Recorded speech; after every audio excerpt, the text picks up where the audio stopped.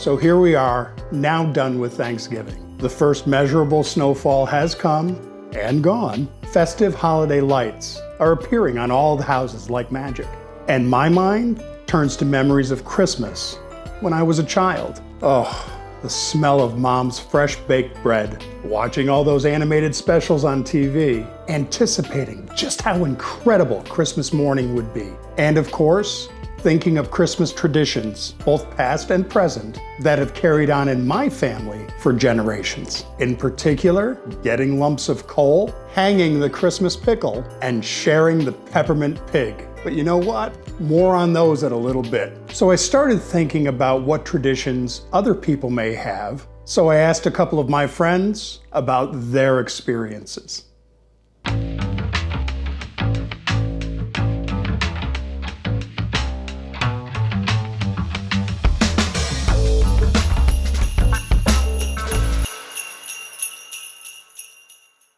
It was myself, my mother, and my two sisters in a wonderful house in Buffalo, New York. Our traditions involved setting up the Christmas tree as a family. We had all kinds of decorations, some of them from our travels, and there was always song that was going on. We were kind of a musical family. My sister is a music teacher, and of course I play instruments every now and again. One of the most memorable things about Christmas and Christmas Eve was the smells that came from the kitchen. Mom's sweet potato pie, the turkey, the ham, the greens, the green beans. Oh my gosh, if you had a chance to sit at a table with us, I'm sure you would enjoy everything that you ate. As far as the Christmas tree, you always did it as a family, putting the lights and decorations on. Yes. Did you ever, when you got your tree, was it a live tree? And if it was, did you guys always go out and maybe cut it down yourself? Well, it was indeed always a live tree. We didn't go out and cut it ourselves. Of course, being kind of inner city-ish, we went to local lots that had them available. So who was responsible for putting the topper on the tree? Usually it was I, because I think I was the tallest person in the house. So, a tradition out of necessity. Yes. Absolutely. Is there anything else that you may want to share with us about any of your memories on Christmas morning as a child or as an adult? Anything you'd like to share? Well, some of the things that we traditionally did, well, we can't really say it was tradition, but some of the things that we always enjoyed doing was watching some of the Christmas animations that were on television. You know, Frosty the Snowman, Rudolph the Red-Nosed Reindeer. These are some of the things that we enjoyed doing. And of course, there were sing-alongs with that as well.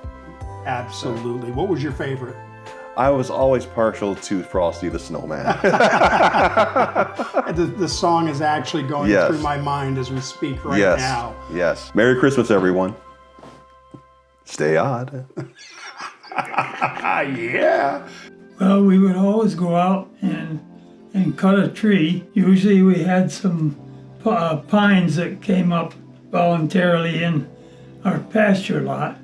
So we would go and cut a pine tree and bring it up, and my father would bring it, and we'd get it set, and my father would build a base for it, usually in the dining room area, what is now dining room.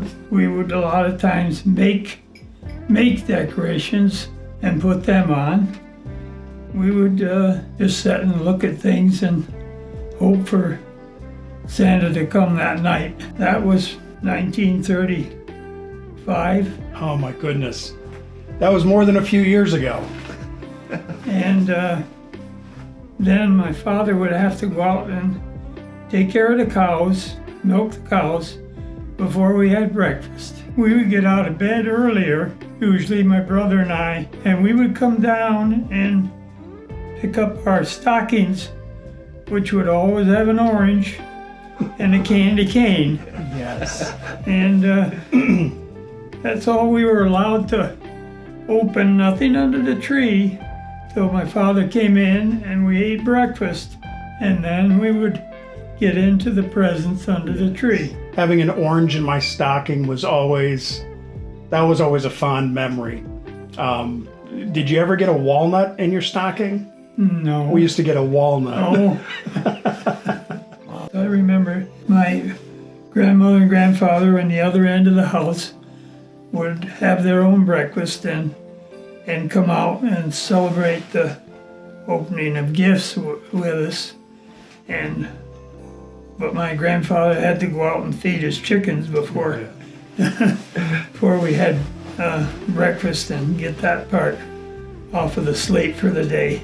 For your family, when you started holding your own Christmases, did you still do anything with cutting down the Christmas tree? Oh yes. So that carried through? Yes. We would go out that was for a number of years, and cut our own tree out. Usually we had a spot in the pasture where pine trees seemed to grow pretty easily. I wonder why. Yeah.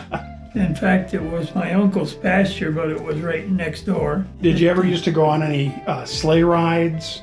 Maybe ice skating on a Well, local we would pond? go ice skating on places because the winters were colder back then.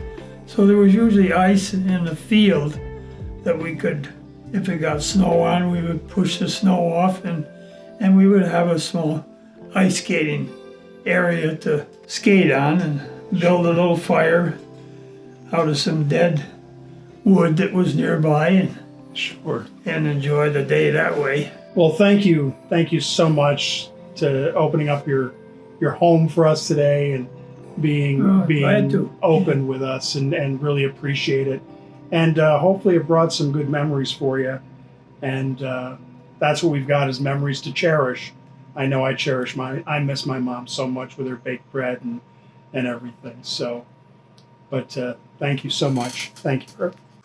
All these traditions certainly are precious, and warm thanks to my friends for sharing theirs with us. So, I guess it's time for me to share my family traditions. Firstly, the Peppermint Pig, which was started by candy makers in Saratoga Springs, New York in the 1880s during Victorian times. So, why a pig, you may be asking yourself? In Victorian times, pigs represented good health, prosperity, and happiness. After the Christmas feast, the peppermint pig was put into a small pouch. Each family member would whack the pig, breaking it into smaller pieces. Each person would then take a piece and eat it, thus sharing in all the good for the coming year. I have fond memories of doing this as a boy in Saratoga Springs, where I grew up, and I've carried this through with my family even to this day. So where can I pick up one of these wonderful confections, you may be asking yourself? Well, they're available at several stores in Saratoga Springs, on site and online. And I'm here at the store where I get my pig every year, the Saratoga Candy Company. Here I am with Dawn at the Saratoga Candy Company in Saratoga Springs, New York. Dawn, it's a pleasure to meet you. You too. And really appreciate you taking the time out today to meet with us. No problem. My pleasure. How long have you been in business? This past July 1st, we celebrated our 25th year. 25? Wow, that's a good long time. It's gone by really fast and sometimes really slow, so it's crazy. And I take it you love candy. Yep, it's a sweet business. I love it. Yeah, well, I feel like a kid in a candy shop. Oh, wait, I am a kid in a candy shop. I guess one of my questions is, what's your favorite candy? Probably licorice. Red, black, you name it. That's my favorite. And what's that licorice that's been coming out recently? It's the chewable big ones. It's like English licorice. That or one's something. salty. I don't like that one. Nope. Little Yeah, different. give me a little more tame licorice, I think. Yeah.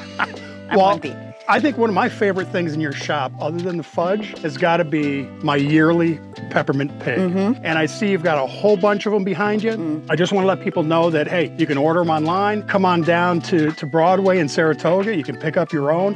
That'd be fantastic. Make sure that we have a link at the end of this as well for your shop. So the peppermint pigs. When did you first start selling the peppermint pigs out of your shop? Out of our shop in 2004. And are they made on site? They're made about 20 miles away from here in Half Moon. So still local in Saratoga County. That's They wonderful. need quite the ventilation system because of the peppermint is so strong. So you can't have it in a small space. You know, I love strong peppermint, but even that might be It's a too lot. much for me. It like burns your nostrils. Yeah. Oh my goodness. And I'm sure that you're familiar with the tradition of the peppermint pig, of course. And what do you find most alluring about that tradition, do you think? I think I love that everybody does it every year, and it's something that they did as a child, and then they've grown up with it. So it's something that brings you back to the innocence of your childhood, and or something silly as, you know, smacking the pig around and taking off a piece, and the stories that come with it. And everyone tells me a different way that they do it, and I love that. That's fantastic. Well, to be perfectly honest with you, this has brought me back full circle, because I grew up in Saratoga Springs as a kid in the 60s, early 70s. We're just that little shop that could, you know, it's you don't always see these little nostalgic candy stores anymore, and we've made it, and I couldn't ask for a better life. Well, this is fantastic, and just walking in here and smelling the chocolates, the candy, oh my goodness. I wouldn't be able to get out that door if I worked here for a week. It happens, that's for sure. Oh my goodness. Dawn, I just wanted to thank you for your time today again, and a special thanks for keeping the peppermint pig tradition alive and well here in Saratoga Springs, New York, down on Broadway. Thank you so much. Thank you, thanks for having us. Stay odd. Yeah! Yeah! The next tradition on my, dare I say, naughty list are lumps of coal in my stocking. Yep, I said my, because I got plenty of it growing up as a child. I can't even begin to tell you how many times I found coal in my Christmas stocking on Christmas morning, all crammed in with an orange, candy canes, and a walnut. The tradition of giving coal goes back many centuries and from many different countries. Krampus from Germany would give coal to bad kids as part of their punishment. In Italy, coal was given by La Befana, the Christmas witch. Some countries, however, gave lumps of coal as presents to heat their homes. My family, giving lumps of coal was more of a gag, with one person each Christmas receiving the dreaded coal. You know, I still don't understand why I received so much. And so now it's on to the Christmas pickle.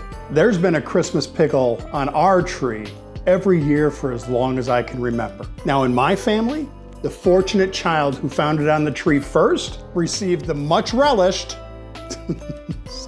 special pickle prize. It usually consisted of maybe some extra candy or just a small gift. But boy, I'll tell you, you'd remember that you were the winner until the next year. Now, no one is 100% sure where or when this tradition started. Now, a popular theory suggests that it started during the American Civil War with a Bavarian-born private who was held captive as a POW at Fort Sumter. On Christmas Eve, starving, he begged his captors for a single pickle. His captors acquiesced. He ate the pickle and survived his captivity. When he returned to Bavaria, he started hanging a pickle on his tree every Christmas Eve, bringing happiness and joy to whomever found it first. Such silly little things that bring such joy and warmth to me during this holiday season.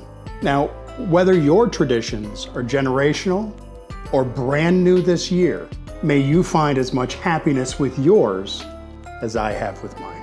And I hope this video has brought back some good memories for you, or who knows, maybe even inspired some new traditions to carry on in your home. Now, to order any of these items, go ahead and check out my affiliate links that are down below. If you've enjoyed this video, go ahead and hit those like and subscribe buttons down below. It certainly helps our channel grow. And while you're there, drop a comment or some feedback. I enjoy hearing from everybody about this. And hey, you know what? Maybe even let me know about some traditions that you have. Until next time, stay safe during this holiday season. Stay well in the coming new year. And by all means, remember to stay odd. Yeah.